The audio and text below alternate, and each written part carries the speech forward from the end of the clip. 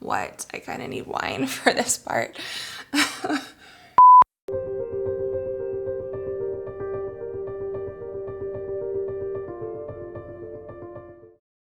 Welcome to part 2 of when I worked for a prince. This was a really old school kind of setup. Like when I started watching Downton Abbey, I kept thinking this is so similar because there was a housekeeper, there was a girl who all she did was gobs and gobs of laundry like all day long, wash, rinse, repeat. There was a butler, a butler's assistant, and there was a painter. And he is responsible for the paintings in that bedroom upstairs and many other paintings that were around the house. There was a painting on the wall when I first walked in that was like an Edenic Lake Geneva setting with the prince and all of his children. He had 2 literary assistants who weren't in the house. They were from Cambridge and Oxford, brilliant women that he worked with, and then another literary assistant. I don't remember where he went to school, but so they lived downtown in downtown Geneva, and they all worked for him, working on his books. He was always writing books since he retired. And then eventually we did get a second nanny to help me. The 2 sons that would come by and that were in their 20s, they would come by for dinner. They were, I later found out that it was in the will, and again, I heard this from somebody else, so take it with a grain of salt, but in the will, they had to be a certain distance from their father in order to get their inheritance. And so it was quite interesting. Well, he had an assistant, and so his assistant would come in the morning and help him. He had 17 properties. She would come in and she was this, I don't remember her name, but she was really nice and she was really feisty. And there'd been yelling, so I was just like walking down to the second story to kind of look and see what was going on. She saw me and she just was on the ground like with all her papers, and she just like shook her head, just move on, pretend like you didn't see anything. So I guess they would have different kinds of fits of, I don't know what, I kind of need wine for this part.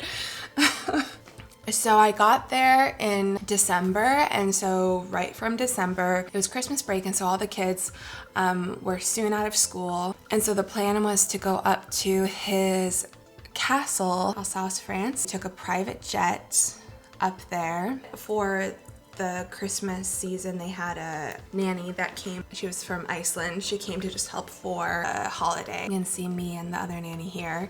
She was really nice. And that's him actually in the background. You can see him being served by the stewardess. We got there and it was like 243 rooms, huge, gorgeous castle. I guess Mary Antoinette had a party there or something. The dining room was like the size of a basketball court, it seemed. It was huge. I don't know how you would hear someone on the other end of the table. It was so long.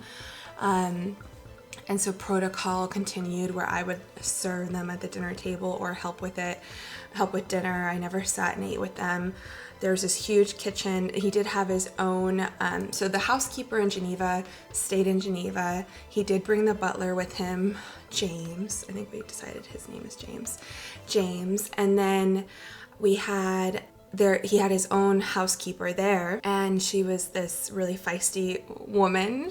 I don't remember her name, but she would speak to me in French. I think we only spoke French together, which was really cool because that was the reason that I went there, was to learn. The kitchen downstairs was so huge and beautiful, and I think it was bigger than Downton Abbey when I think about it. It was just this industrial palace kitchen, and it was, she mastered it and she kind of was in charge of everything. But it's interesting to see his relationships with the different his different staff, because he would call her fat, which was, I didn't hear it, but somebody told me about it, and I couldn't see him saying that at the time. You know, when I heard that, I was like, wow, that's kind of, it doesn't match up with who he is, but I got to see a little more of his character as time went on. There was this place outside. It was like a glass, it's called a solarium, I don't know what it's called. And he was so determined with his children, the prince was so determined with his children to have a good time. Like, this was always the agenda, was to have a good time. and he was in his 70s. Like he valued so much time with his children, and they just weren't interested because they, wanted to do their own thing, and they had their own idea of fun, and they're always just kind of bored by his idea of fun, I think. And so he was like, we're gonna go have tea in the glass house outside, the solarium or whatever it was. And so the butler and the butler's assistant, they brought in all of these like tea cakes and things for tea time, like high tea. They were all bundled up. It was December. So excited.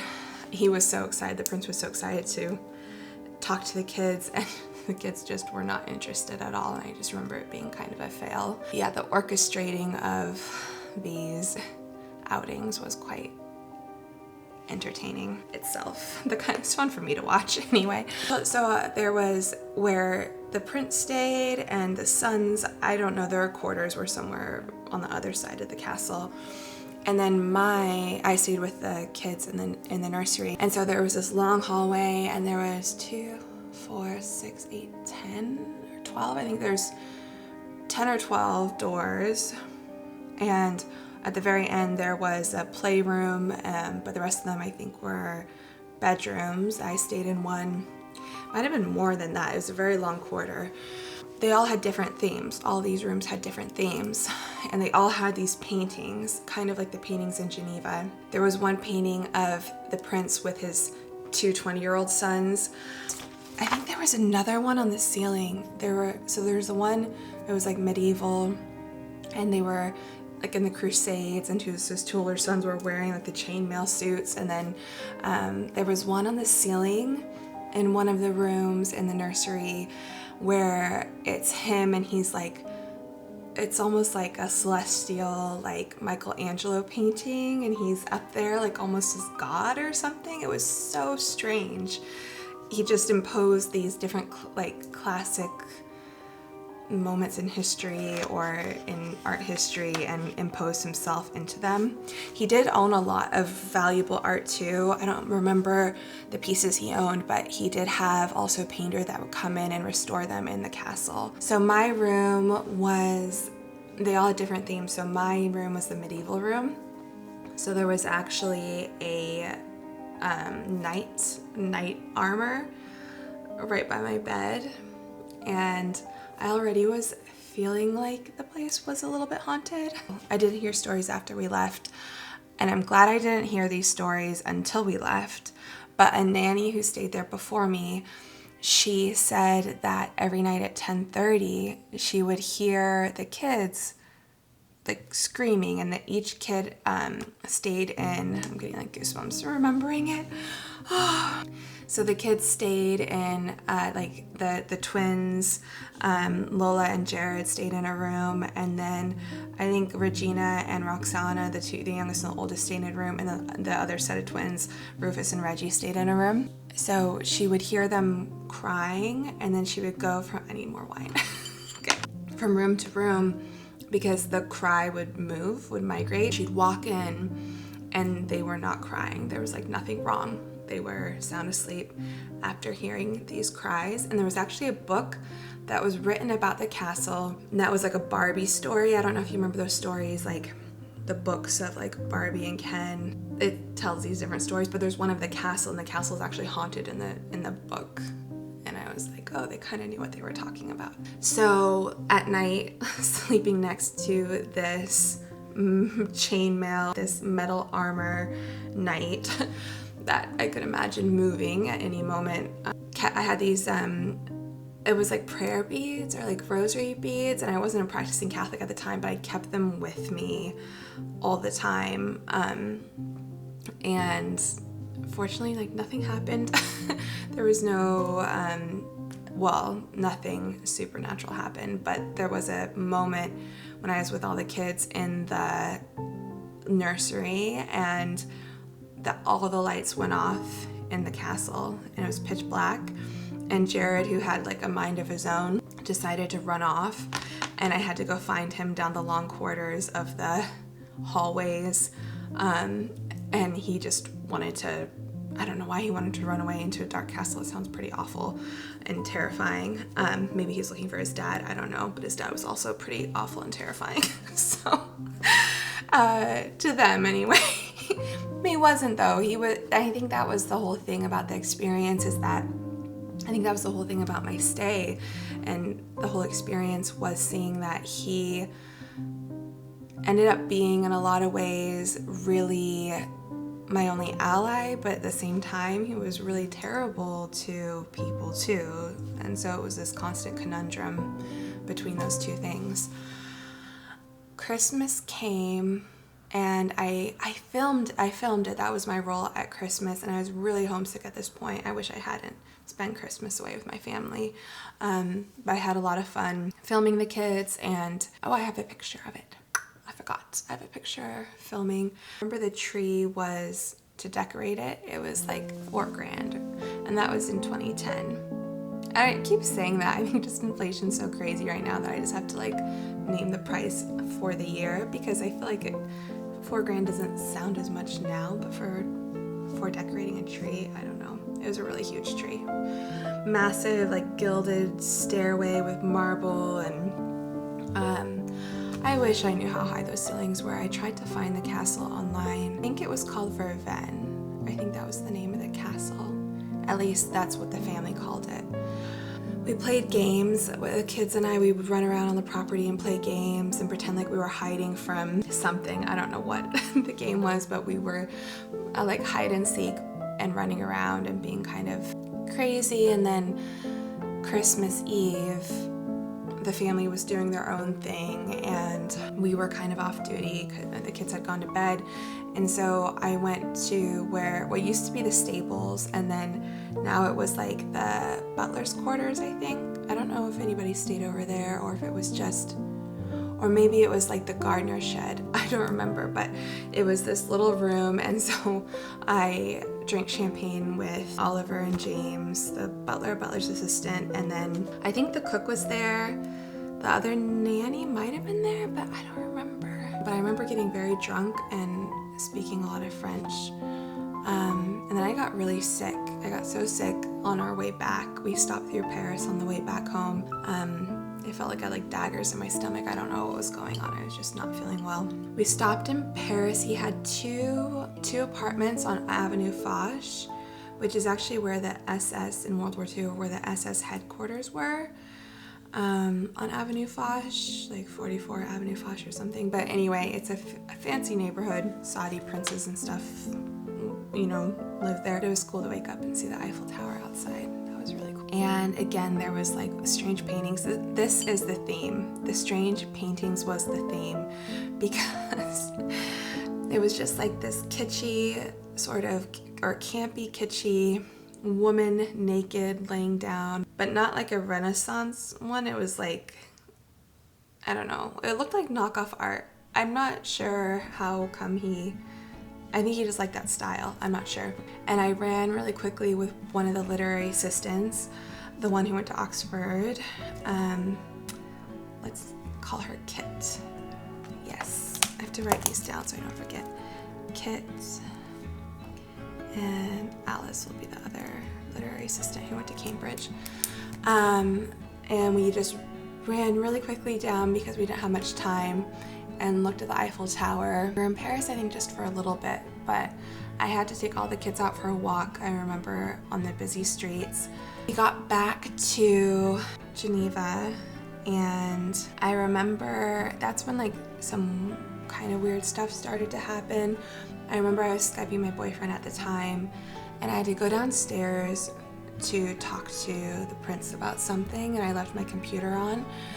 And then I came back up, and he was like, if you don't want to talk to me, just tell me. Like, you don't need to pretend like I had to go somewhere. I was like, what are you talking about? I just like had to speak to my employer. And he was like, he's like, you were totally up here wrestling around, like wrestling like this, like paper around, like wrestling paper around.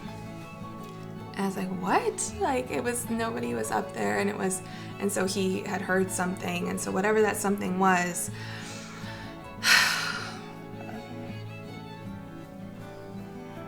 and then the same nanny who told me this story about the kids' quarters, the pool downstairs. There's this glass that separates like where you can watch the kids swimming in the pool. And she said she was sitting where she could observe, and then Lola was on the other side of the glass, like not doing anything. She wasn't playing with other kids in the pool, and she was like wondering what was wrong. She was kind of just staring at the nanny, and then the glass like splintered or like broke. It didn't fully break, it just like cracked all the way through, all over, but didn't fall and didn't shatter. It was just all these cracks, and the people came to fix it, and they couldn't explain like what had happened. Like it didn't make any sense. It was really odd. And I remember one of the older brothers too, he's like, oh, I could tell you stories about this place. I prefer not to hear them.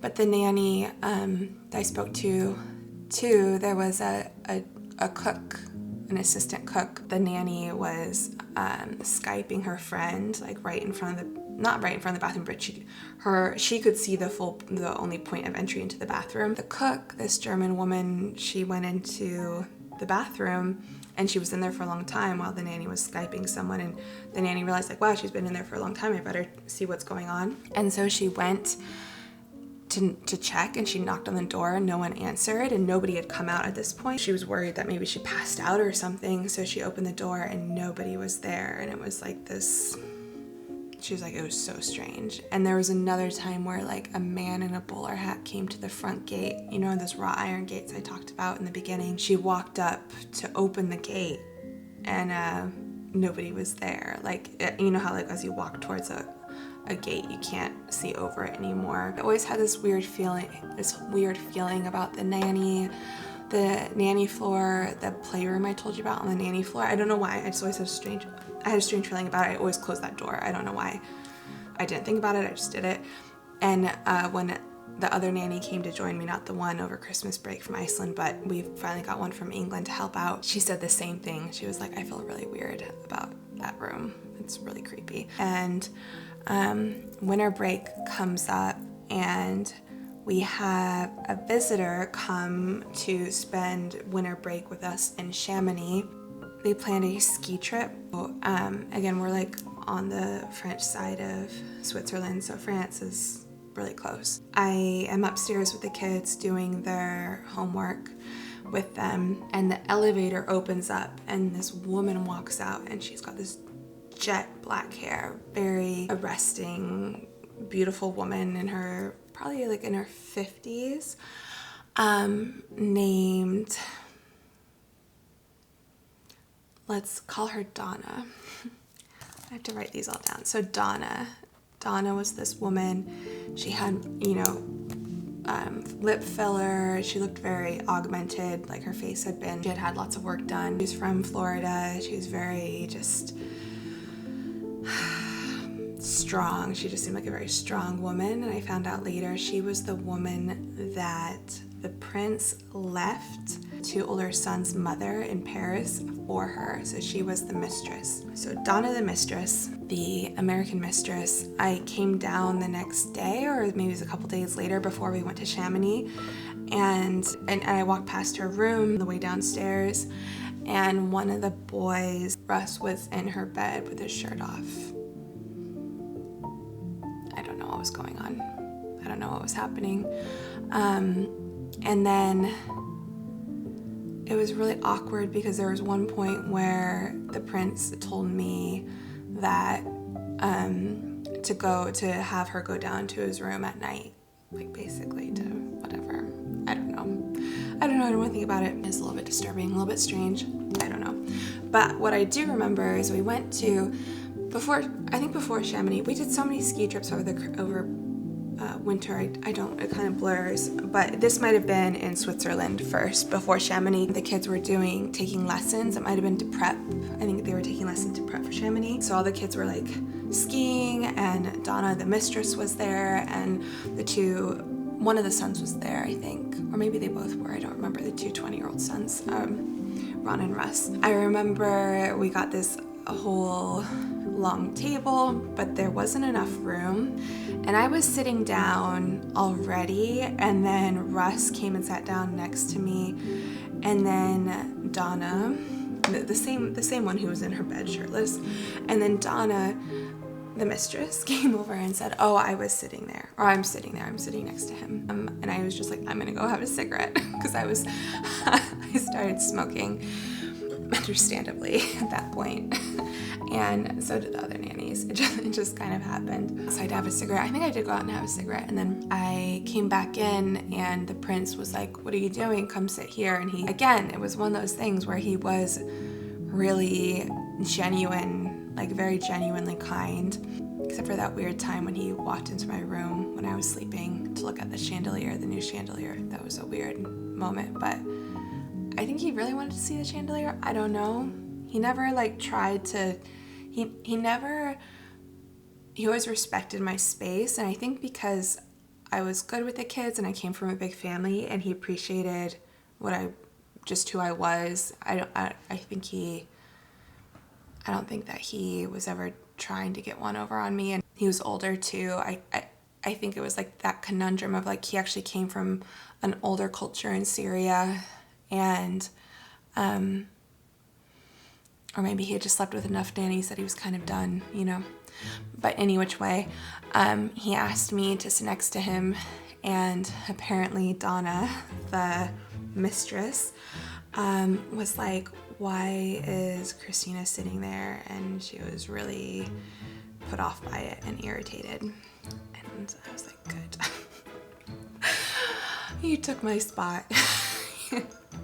And then we were talking about French and things, and it was really nice. One thing I noticed about him was that all the women, the aunts, he had two of his sisters come to visit, and Donna the mistress, and whenever women would leave, they would never say goodbye to the kids, and it felt like creating kind of this dispensability of women. It seemed like they were just not, I think it was like he had to be everything that they needed. No, but they didn't need anybody else. But when we got to Chamonix, I remember they asked me to go pick something up, and I was really stressed because the roads in France actually were more stressful than Geneva. I remember I'm a pretty good driver, but I was really, the way the roads were, and I didn't have a GPS. I had to do it all by memory or non-memory, because I just had to kind of like look at the roads and like turn here, turn here, turn here. I think I had to pick somebody up or something. And then I was like, okay, and he could tell I was stressed. The prince could tell I was stressed, and so he went with me, and he was just like, he's like, oh, the French don't know how to make roads or something. He made some kind of joke. And again, it was just interesting to have this very powerful person who was really short-tempered and really, but he also had this side to him that he would step up when nobody else would, and he would care when nobody else would, and he had a different sensibility than the people around him who were kind of profiting from his wealth. So it was just a very interesting, confusing thing. But that trip in Chamonix, I remember Jared, who's very hard to control, and he was really upset, and he like threw a ski pole through the car window and broke it. And for months after that, we just duct taped it with plastic. We had plastic and duct taped it. He's like a billionaire, millionaire, and we were driving around like. But Jared was so worried that he ran away from his dad. His dad wanted to talk to him about it, and he didn't want to talk to his dad, and he just like ran away. That was the trip that the prince gave me 20 euro to go buy the kids all gloves, because some of the kids have forgotten their gloves. I think I had to get like 4 sets of gloves, and a set of gloves was 20 euro, and I was like, I don't know how I'm gonna do this. And so I went in, and first of all, I don't know why he gave me 20 euro. He could have given me whatever. He paid the butler like 7,000 euro a month. So it's like, it wasn't like I don't know what he was thinking. But he took the 20 euro, he gave me the 20 euro. I was like, I could only buy 1 pair. And he took the 20 euro from me, and he went in there and he came out with 6 pairs of gloves. And he was telling Donna, the mistress, about it later. And he's like, oh, well, I told him, I said, I'm paying with cash, so you don't have to pay the fee for the credit card. And then he was like, there's a discount in France when you have a lot of children, you get a discount or something. And then he's like, and look, if you're a nice guy, he's like, I have all these children, it's not my fault. And it was just fun for him. He was telling her about it, and it was just a sport. And to me, again, that was really shocking because it was a small shop that needed, probably, you know, they were being kind of swindled out of their inventory for someone who could easily have paid for it. And that to me kind of showed that everything was kind of a game to him. And it was a little bit hard after a while to be around because you never knew who he was placating or what his kind of aim was. The kids were really upset on the way back from Chamonix, and we were driving with them. We drove the children, and he was just like, apparently we found out later, he told the kids, you know, the nannies are like your butler. And so they didn't ever really respect us, and it became really, really stressful. At a certain point, it was just like you were never going to be their equal, so you really couldn't get their respect, and so you couldn't really change their life, you know.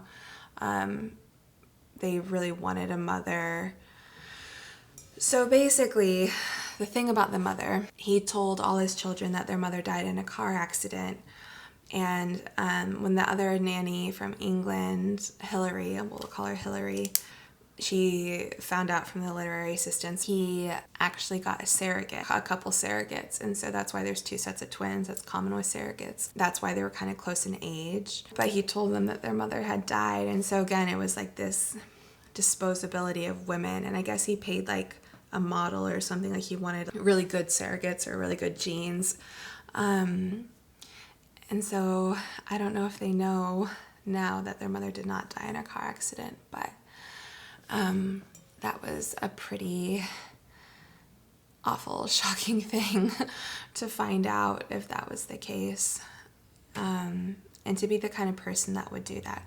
The monocle, by the way, or the spyglass that he had around his neck, that was actually because he had diabetes and his eyesight was kind of diminishing, so he couldn't really see. And so when I tried to put in my notice before the other nanny came from England, before Hillary came, I asked Oliver, the butler's assistant, I was like, please go with me. And so he like went up with me. He's like, I'll wait outside or I'll listen. So I tried to tell the prince, like, I wanted to go home. Like, it just wasn't the kind of place I wanted to be.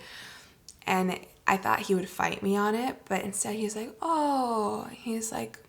that's too bad. And he played this whole thing of just being really willing to let me go, and like, that's too bad. You know, our worries are really more cosmetic. Like, money's not an object for us. It was more like basically like spinning it like this was more for you. Like, Geneva's so beautiful. You're learning French, and Geneva in the spring is so beautiful. You need to give it a chance, kind of thing.